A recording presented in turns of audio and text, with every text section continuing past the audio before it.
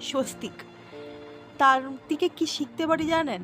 তার থেকে শিখতে পারি মানুষকে কোনো স্বার্থ ছাড়াই ভালোবাসা যায়। একটা মেয়েকে তার সব খারাপ ভালো অতীত বর্তমান সব জেনেও তাকে ভবিষ্যতের জন্য জীবন সঙ্গিনী করা যায়।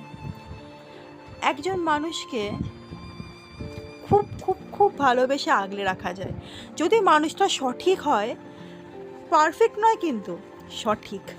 যদি মানুষটা সঠিক হয় তার জন্য নিজের পরিবার নিজের সবটুকু ছেড়ে দেওয়া যায়। শুধুমাত্র তাই নয়, যদি মানুষটা সঠিক হয় সৎ হয় তার জন্য পুরো দুনিয়ার সঙ্গে লড়া যায়।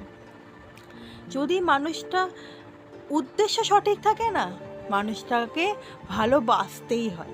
একটা মানুষকে কোনো স্বার্থ ছাড়া কেবল কেবল ভালোবেসে যাওয়া যায়। এছাড়াও দেখেছি একজন দিদিকে,